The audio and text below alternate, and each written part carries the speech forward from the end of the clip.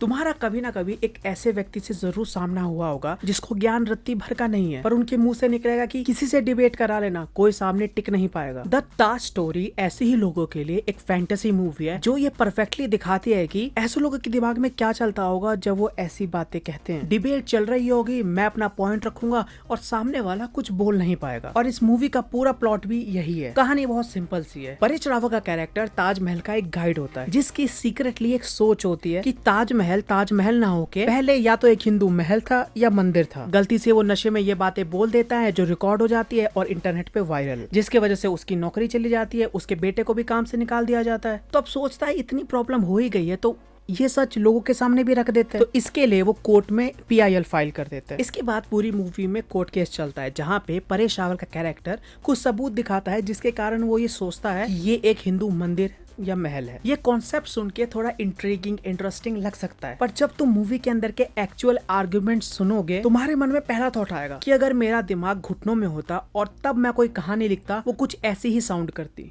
The Taj story technically एक decent film है। Cinematography ठीक ठाक है, साउंड डिजाइन भी काफी बढ़िया निकल के आता है। एक्टर्स की एक्टिंग सबसे बड़ा हाईलाइट है, जिसमें परेश रावल सर तो ऑलरेडी बहुत बड़े एक्टर है, उनका भी काम काफी बढ़िया था। पर जो मूवी की मेन प्रॉब्लम है वो है इसकी राइटिंग।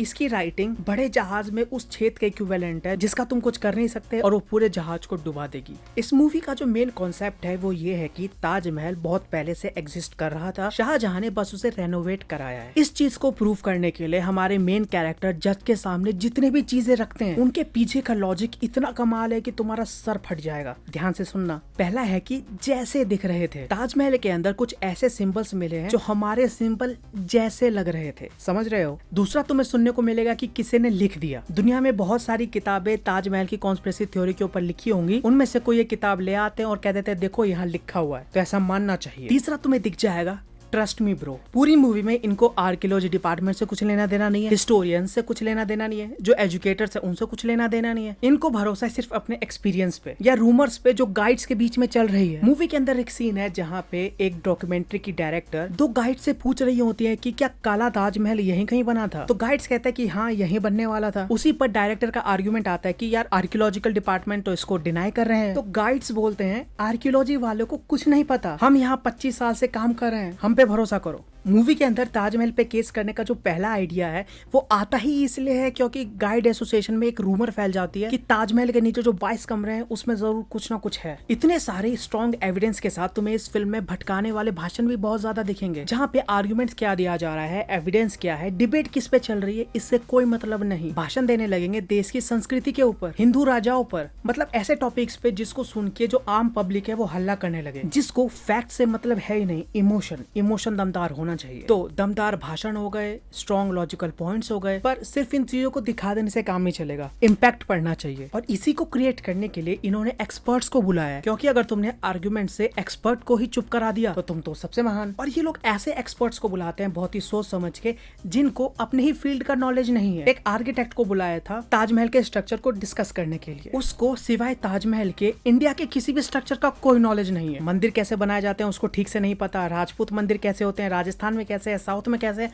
उसको कोई आइडिया नहीं। हिस्ट्री के एक्सपर्ट आए हैं पर इसको हिस्ट्री का कोई प्रॉपर नॉलेज नहीं। फारसी पढ़ने आती है पर क्या मतलब है नहीं पता। और गलती से अगर कोई लॉजिकल पॉइंट बोल भी देता है, मेन कैरेक्टर उठेंगे और बोलेंगे मैं नहीं मानता, और सब उसको देखेंगे कि वाह क्या बात बोल दी। मूवी का सबसे हिलेरियस पार्ट मेरे लिए था जब विटनेस स्टैंड में एजुकेशन बोर्ड की एक महिला आती है। वो बताती है कि बच्चों का सिलेबस कैसे डिसाइड किया जाता है, कौन से चैप्टर्स कब आएंगे, कितना लिखा जाएगा, क्या पढ़ाया जाएगा, ये सारी चीजें क्लियर करती है। हमारे मेन कैरेक्टर खड़े होते हैं, उनसे किताब की एक लाइन पढ़वाते हैं और बोलते हैं किताब में इस व्यक्ति के बारे में इतना लिखने की क्या जरूरत है। मूवी के अंदर उनका लिटरली एक डायलॉग है कि तुम अगर किसी व्यक्ति के बारे में बता रहे हो तो पूरी बातें मत बताओ, बस उसका नाम बताओ, उसने क्या किया, बात खत्म। ये पॉइंट रखने के बाद उनका फिर आर्ग्यूमेंट से दिमाग हटके भाषण पे चला जाता है। वहाँ बताने लगते हैं कि कैसे हमारी हिस्ट्री बुक्स में मुगल्स पे कितना ज्यादा जोर दिया गया है, हमारे भारतीय राजाओं के बारे में कुछ लिखा ही नहीं है। जो बुक उन्होंने हाथ में पकड़ी हुई थी, अगर उसी का वो इंडेक्स पढ़ते तो पता चलता कि कितनी सारी चीजें लिखी है। जितने भी राजाओं को उन्होंने नाम लिया वो वही थे जो आम बोलचाल में आ जाते हैं, काफी फेमस है। उनके बारे में मुझे पता है, मैंने कहाँ पढ़ा, उसी टेक्स्ट बुक में पढ़ा। उन्होंने किसी भी ऐसे राजा का नाम नहीं लिया जो इन सबसे हटके हो, जो उसी को पता हो, जिन्होंने हिस्ट्री को काफी ध्यान से पढ़ा है। पूरी मूवी में ही इस टॉपिक को लेके एक अंकल पॉइंट ऑफ व्यू है।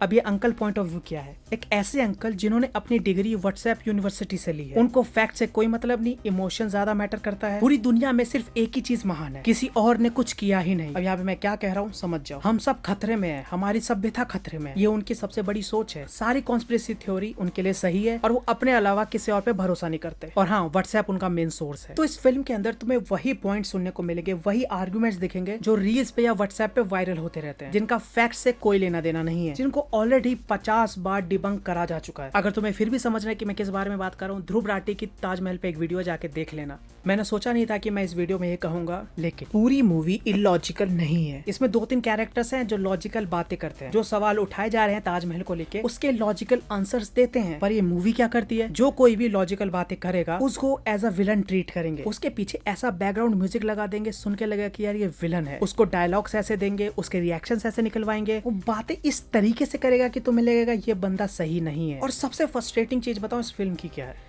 कि हमारा जो मेन कैरेक्टर है वो एक सिंपल सा लॉजिक समझने को तैयार नहीं है। PIL की जब पहली हियरिंग होती है तो एक वकील और हमारे मेन कैरेक्टर के बीच में एक डिबेट होती है, जहाँ पे वकील लॉजिकल बात कर रहे होते हैं और मेन कैरेक्टर इमोशन में बह रहे होते हैं। वो अपने पॉइंट्स रखते तो ऐसे हैं कि वो बहुत लॉजिकल बात कर रहे हैं और वो लगभग उतनी ही लॉजिकल होती है जितना 2+2=5, पर वो मेहनत इतनी करते हैं कि उनकी मेहनत देखकर जज कहती है ठीक है चलो इसको एक चांस दे दिया। कोर्ट के बाहर निकलते ही उनकी दृश्यम 2 के क्लाइमेक्स वाली वॉक चल रही है। अरे वो शॉट है ना जहाँ जॉर्ज कुट्टी स्लो मोशन में चल रहा है, कुछ वैसा ही इस मूवी के इंटरवल ब्लॉक में भी क्रिएट किया है। मेरे लिए ये चीज फिर भी सेंस बना गई, लेकिन एक चीज मुझे समझ नहीं आया कि इस फिल्म में 2 जज का क्या काम था। 2 जज हमें दिखते हैं पर उसमें से बोलता सिर्फ एक ही है। दूसरे जज को एक भी डायलॉग नहीं दिया, एक भी। तो उसको लेने का फायदा क्या था? किसी को पता हो तो कमेंट में जरूर बताना। और अगर यहाँ तक देख रहे हो please like and share this video and also subscribe. तो जैसा कि मैंने जस्ट अभी डिस्क्राइब किया कि मूवी में लॉजिकल बातें हो रही थी, पर एंड तक आते आते वो भी खुद को गोली मार लेता है। केस खत्म हो चुका है, दोनों ही लॉयर्स के क्लोजिंग आर्गुमेंट्स अब होंगे। एक का तो पता है कैसे होने वाला है, इमोशन के ऊपर जाएंगे, पर मैं क्यूरियस था कि दूसरा वाला क्या कहेगा, क्योंकि वो अभी तक लॉजिकल बातें कर रहा है पर एंड में उसने भी आके गंद मचा दी। उसका लॉजिक सुनो,